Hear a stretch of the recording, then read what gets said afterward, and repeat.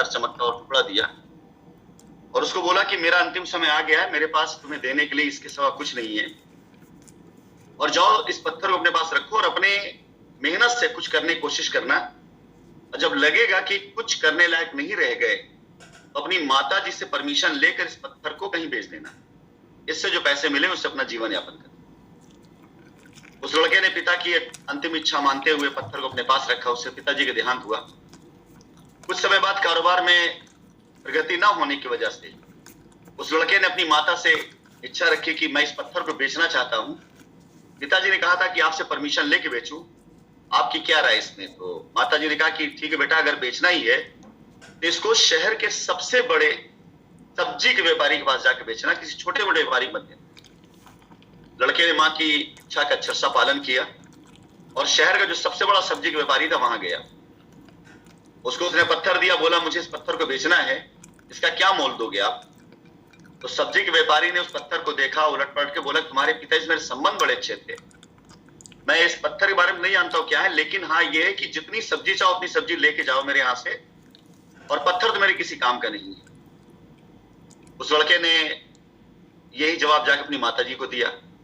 माता ने मना कर दिया कि नहीं, इस पत्थर को सब्जी व्यापारी को मत बेचो, अगर तुम्हें पैसे की बहुत आवश्यकता है तो जाकर इस पत्थर किसी लकड़ी व्यापारी को बेच कर, जो शहर सदर लकड़ी व्यापारी। लड़का वहां गया, लकड़ी के व्यापारी ने भी सब्जी व्यापारी से मिलता जुलता जवाब दिया कि भाई इस पत्थर के बारे में मुझे कोई जानकारी तो नहीं है क्या है ये, लेकिन तुम्हारे पिता से मेरे बड़े अच्छे संबंध थे, अगर तुम्हारे हालात ऐसे हैं तो जितनी चाहो उतनी लकड़ियां ले जाओ और जाओ अपना कोई कारोबार कर लो। लड़के ने फिर अपनी माँ से सवाल किया करके कि पूरे ये व्यापारी जो है वो लकड़ियां दे रहा है, इसके बदले में ढेर सारी, क्या करना है? तो उसकी माँ ने कहा कि आप एक काम करो, शहर के सबसे बड़े लोहार के पास जाओ, देखो वो क्या मोल दे। लड़का लोहार के पास जाता है और जो लोहार रहता है वो भी उसको यही जवाब देता है कि मेरे पास इस पत्थर का मोल बताने की कोई मशीन तो है नहीं, लेकिन तुम्हारी मैं मदद कर सकता हूं कि तुम्हारे पिता मेरे दोस्त थे, मेरे यहां से जितना चाहो उतना तुम लोहा ले जा सकते, अपना व्यापार शुरू।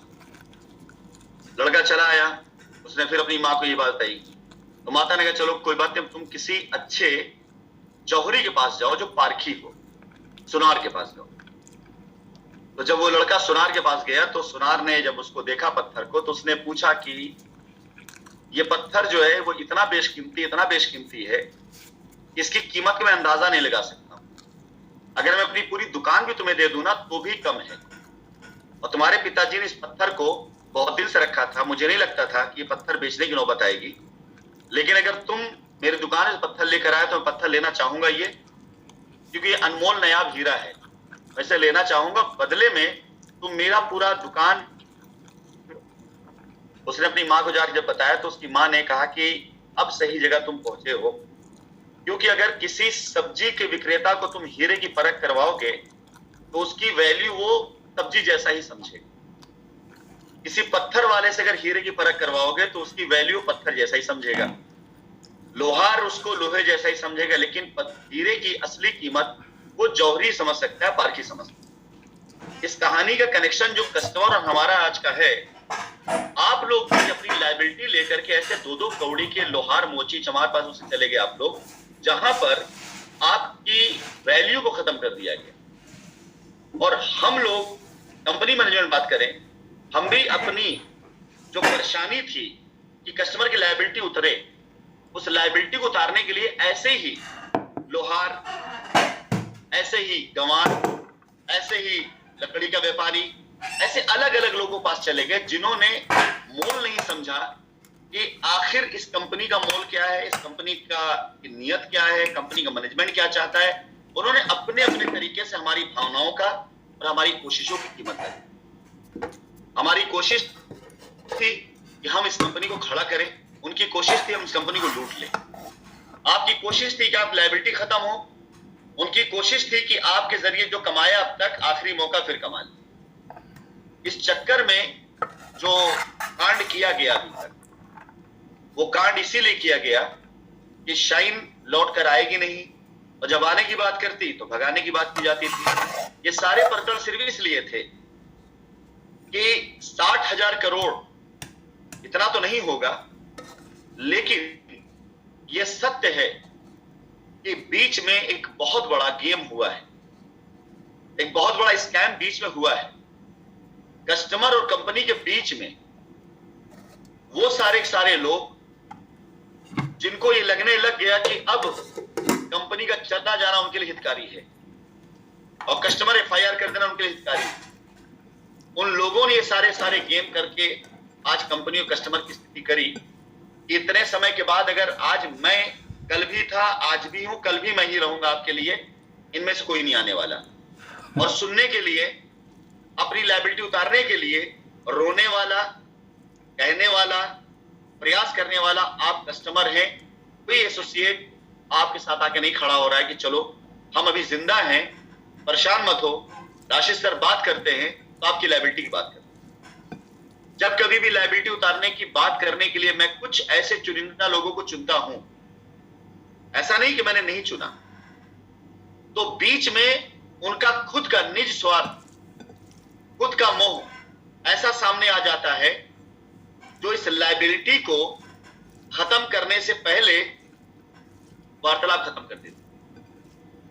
ये सारे तजुर्बे भी जो पीछे हुए हैं उसमें सिर्फ एक ही चीज समझ में आई है कि अब जो न्यायालय के द्वारा रास्ता निकलेगा उसमें वो सारे कस्टमर तो क्लियर हो जाएंगे जिनके ट्रांजैक्शन बैंक में आए हुए हैं, क्योंकि हमारी भी मजबूरी है।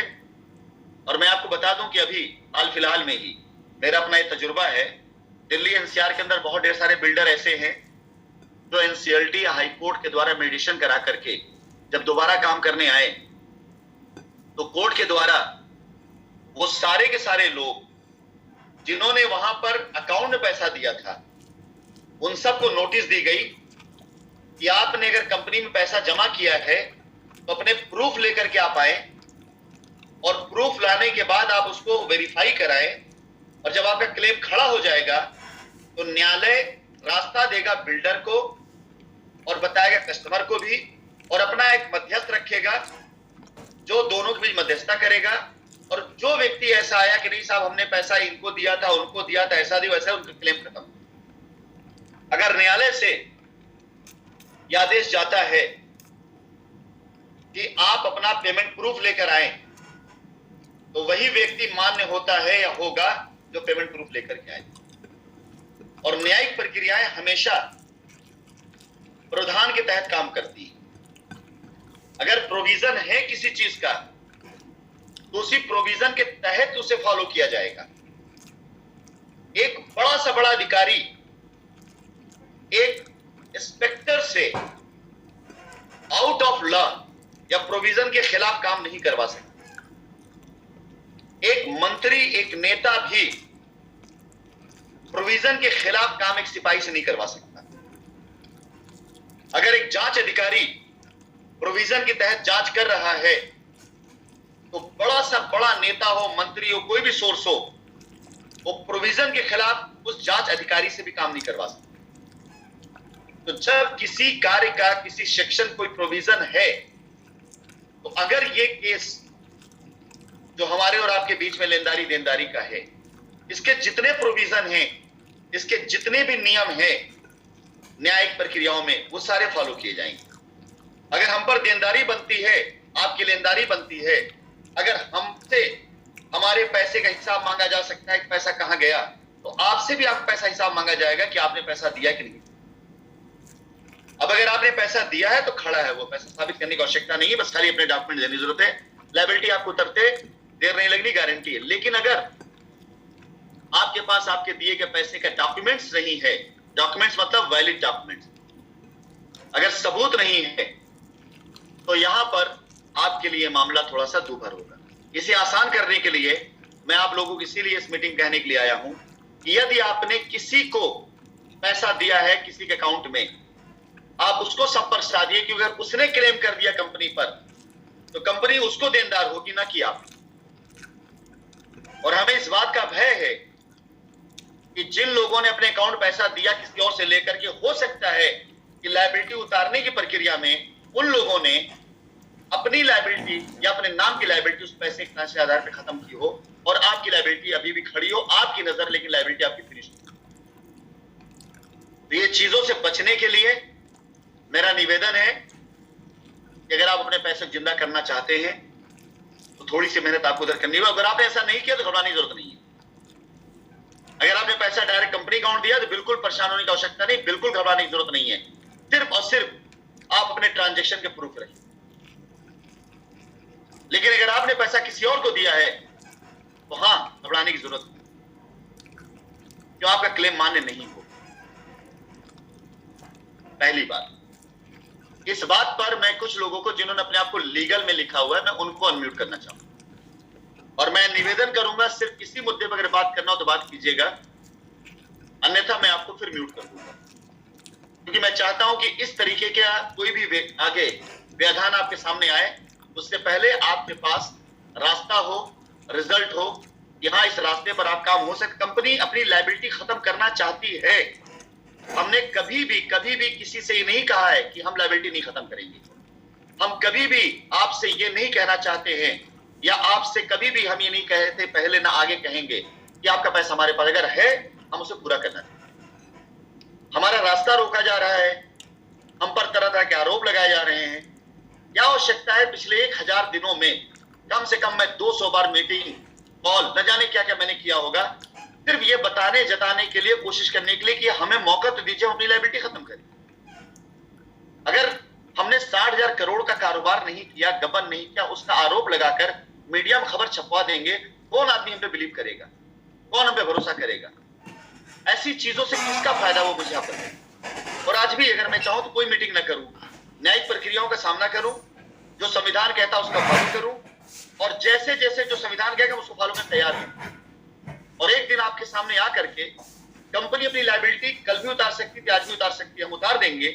लेकिन ऐसे न जाने कितने लोगों के साथ गरीब मार हो जाएगी जिन्होंने वाकई इन्वेस्टमेंट किया है, किसी और को पैसा दिया है, किसी प्रेसिडेंट ने, किसी एसोसिएट ने उस पैसे का गबन किया है और इल्जाम हम पे लगाया। ऐसे लोग मारे जाएंगे। हमारे सैकड़ों करोड़ रुपए में कई बार कहता था, 300-350 करोड़ रुपए में बार बार कहता था किसानों के पास पड़े हुए। अरे भाई, कौन सी कंपनी भागने से पहले 400-500 करोड़ बांट देती किसानों को? कौन सी कंपनी भागने से पहले पैसा पब्लिक को बांट करके आती है? आप बताइए, इतने दिन की जांच में कहीं किसी एजेंसी से ये आया कि 1 रुपया देश की धरती भेजा गया है? क्या कहीं किसी जांच एजेंसी में ये तथ्य पाए गए कि हमने कहीं किसी प्रकार का कोई 1 रुपए का कोई दुरुपयोग किया? हाँ, मैं मानता हूं कि पैसे का मिसमैनेजमेंट हुआ है, मिसयूज नहीं हुआ है। मिसमैनेज मतलब किसान को हमने पैसा दिया, हमें एक साथ एक रजिस्ट्री करा लेनी चाहिए थी, एक साल में हम देंगे। अब बीच में अगर हमारे साथ ट्रेजेडी हो गई, घटना घट गई, तो किसान हमारे पैसे का मिसयूज वो कर रहा है, आरोप हम पे लगे। हमारी बैलेंस शीट के अकॉर्डिंग और जांच एजेंसी के द्वारा जो पेपर सबमिट किया गया, अगर वही पैसा हमारा जो सामने दिख रहा है कि मार्केट मौजूद है, अगर वही पैसा हमारे अकाउंट में आ जाए तो क्या आपको लगता है कि 1 रुपए की लायबिलिटी रह जाएगी कहीं पर? और हम तो कह रहे, लिख के देने तैयार मानी न्यायालय के अंदर कि जितनी लायबिलिटी है सब निपटा दिया जाए, इतना हमारे पास एसेट, जितना हमारे पास पैसा है। भागने वाला व्यक्ति वहां छोड़ के नहीं आता मेरे भाई, निवेदन करने नहीं आता, रास्ता देने नहीं आता। हमने कोई अपराध नहीं किया, पेपर में लिख दिया गया, एफआईआर लिख दिया गया, पब्लिक के दिमाग में डाल दिया गया और उसकी वजह से जो आक्रोश आना शुरू हुआ। कौन आदमी है इस वक्त, मुझे एक बात बताइए, जिसके ऊपर सैकड़ों एफआईआर कर दी जाए और दुनिया भर के उसके ऊपर इल्जाम लगा दिए जाए, वो ऐसे बीच पब्लिक का कौन आदमी करना चाहेगा? मुझे बताइए, है कोई जो इसके पास ये वो? और उसके बाद ही मेरा जिगरा है कि मैं बार बार सामने आकर अपने कस्टमर से बात करूं। अगर मैं गलत होता तो मेरे सारे ये जितने प्रेसिडेंट एसोसिएट थे ना, वो मेरे गुड फेथ में होते, मेरे गुड फेथ में होते और आपसे बात कर रहे होते और ये सारी बातें आपसे ना कर, उनके साथ में कोई काम कर रहा होता। आज क्यों नहीं? जिनके अकाउंट में 100 करोड़ रुपए गया है, 50 करोड़ रुपए गया, 20 करोड़, आज क्यों नहीं मेरे साथ में? क्यों? क्योंकि वो पैसे उनके पैसे नहीं। ऑफिस के अंदर काउंटर लगा करके आप कस्टमर्स की जगह बटोर करके उसके बिहाफ पर कंपनी को ब्लैकमेल करके, इतनी लायबिलिटी हमारे पास जमा है, हम इनको सल्टा देंगे, कंपनी से पैसा ले करके बाकी दूसरों को आपका प्लॉट बेचकर उससे पैसा अपने अकाउंट लेकर वो फरार हैं। दबन वहां हुआ है। और आप देखिएगा ये मुकदमे में जांच एजेंसियां वहां तक भी जाएंगी। मुझे पूरा भरोसा है कि अगर ये लिंक जुड़ते चले गए, एक दिन आप देखेंगे जांच रिवर्स हुई। क्यों? क्योंकि कंपनी ने कभी भी ये सोचा ही नहीं था कि हमें अपने ऑफिस बंद करने पड़े। अपने ऑफिसेस को ऐसे ही चला के रखे थे। हमने जिनको रखा वकील, जिन्हें रखा लीगल एडवाइजर, वो हमारे ऑफिस से कूलर, एसी चुरा के लेके गए। उसकी रिकॉर्डिंग हमारे पास में है। अगर वो चोरी कर सकते, अगर हमारी नीयत खराब होती, हम नहीं निकाल सकते। करोड़ों रुपए के AC, water cooler, computer, laptop, machinery चुरा चुरा के लोग लेके गए। जिन्हें रखवाला बनाया था उन लोगों ने काम किया है। ये सब बातें अगर मैं आपसे 3 साल पहले कहता, 2 साल पहले कहता, तो आपको लगता है मैं बहाने तलाश रहा हूं। बट आज आपको बता रहा हूं कि जिनको रखा गया वहां रखवाली के लिए, वही बेईमानी करने लगे।